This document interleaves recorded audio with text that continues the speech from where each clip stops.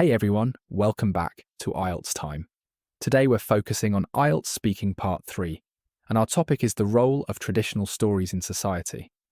First, you'll listen to a full mock interview, then we'll break it down so you can clearly understand the ideas behind strong answers. Let's get started. Why do traditional stories play an important role in a society? I think traditional stories are essential because they preserve a society's values and history in a way that's easy to understand. Unlike formal education, stories are engaging and often emotionally memorable, so people are more likely to remember them. They also help pass down cultural identity from one generation to the next. For example, many traditional tales explain customs or beliefs that might otherwise be forgotten. In addition, these stories often contain moral lessons that guide behavior. Without them, cultures might lose an important sense of continuity. Do you think traditional stories are still popular among young people today? To some extent, yes, but they are definitely less popular than they used to be. Young people today are more exposed to digital entertainment like films, video games, and social media. However, traditional stories still survive, especially when they are adapted into modern formats such as animated movies or books. For instance, many folk tales are retold with updated language or visuals to appeal to younger audiences.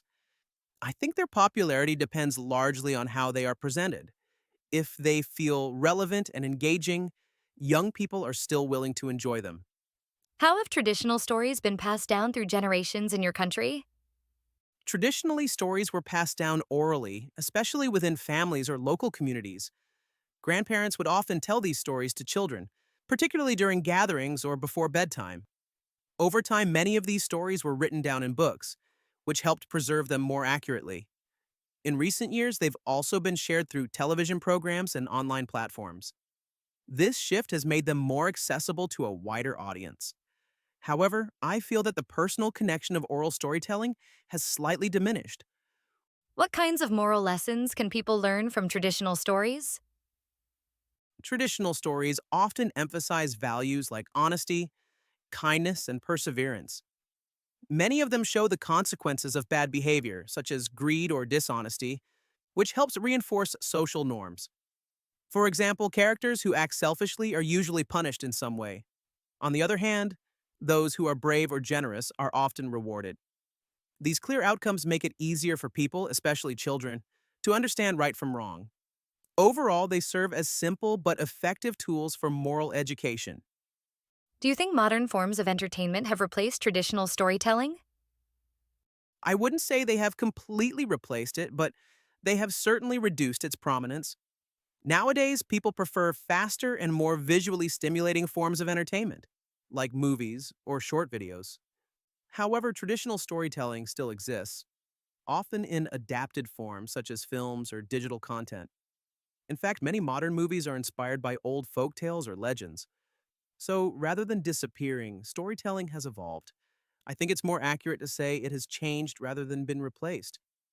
Are traditional stories in your country different from those in other cultures? How?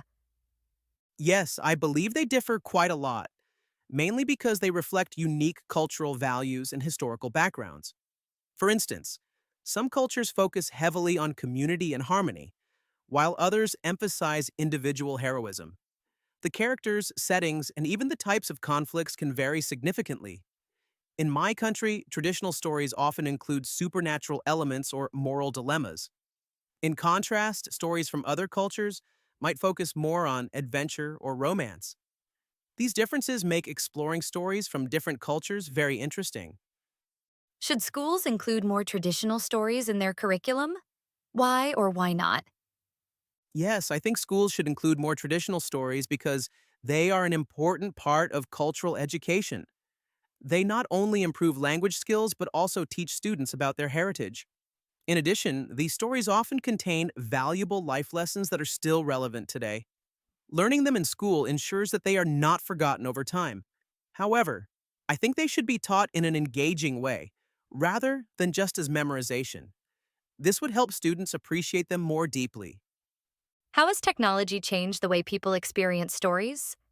Technology has transformed storytelling in many ways, making it more interactive and accessible. People can now experience stories through movies, podcasts, ebooks, and even virtual reality. This variety allows individuals to choose formats that suit their preferences. For example, someone who doesn't enjoy reading might prefer watching a film adaptation instead. On the downside, shorter attention spans may make people less interested in longer, traditional narratives. Overall, technology has expanded storytelling, but it has also changed how deeply people engage with it. Why do some traditional stories become more famous than others? I think some stories become more famous because they are more relatable or emotionally powerful. Stories with universal themes such as love, courage, or betrayal tend to resonate with a wider audience. In addition, stories that are frequently adapted into films or books gain more exposure. Timing also plays a role as some stories are promoted more during certain periods. Cultural significance can also make a difference, especially if a story represents national identity. All these factors contribute to a story's popularity. Do you prefer traditional stories or modern stories? Why? Personally, I prefer modern stories because they often feel more relevant to my daily life. They tend to address contemporary issues and use language that is easier to understand. However, I still appreciate traditional stories for their depth and cultural value. Sometimes they offer insights that modern stories lack, especially in terms of moral lessons. I think both types have their own strengths. Ideally, a combination of the two would be the most enriching. All right, that was the full interview. Now let's take a closer look at each answer and break down the key ideas so you can really understand what makes them strong and well developed. Question 1. Why do traditional stories play an important role in a society? The key idea here is that traditional stories help preserve both values and history.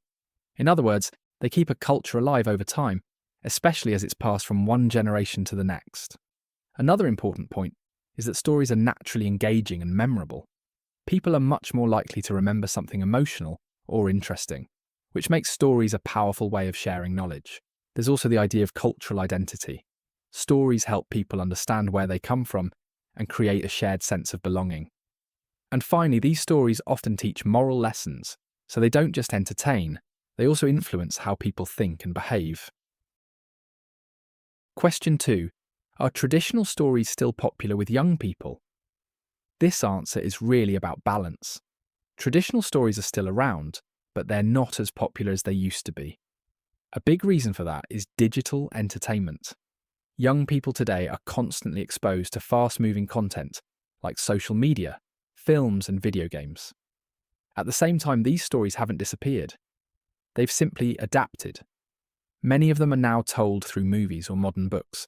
So the key point is this: it really depends on how the stories are presented. If they feel relevant and engaging, young people are still interested.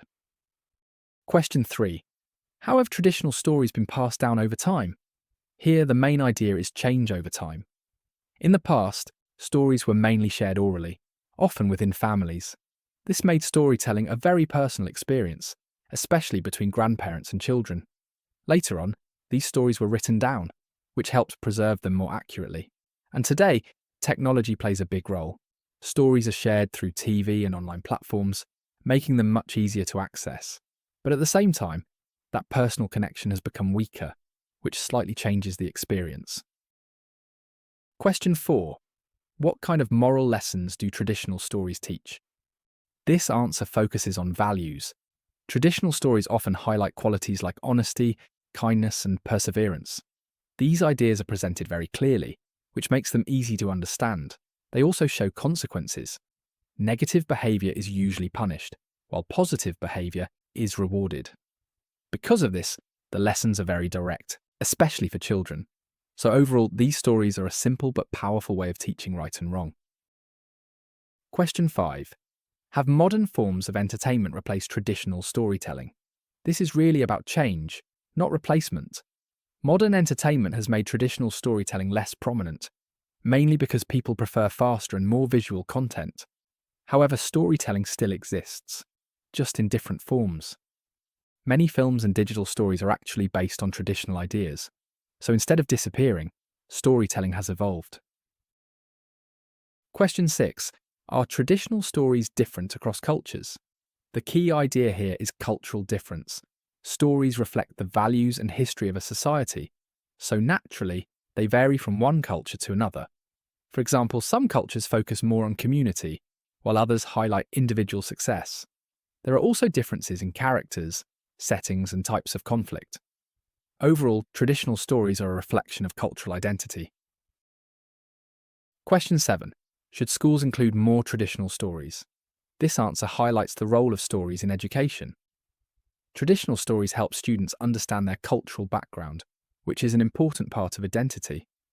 They also support language learning in a natural and engaging way, and importantly, they teach life lessons that are still relevant today. The key point, though, is how they're taught.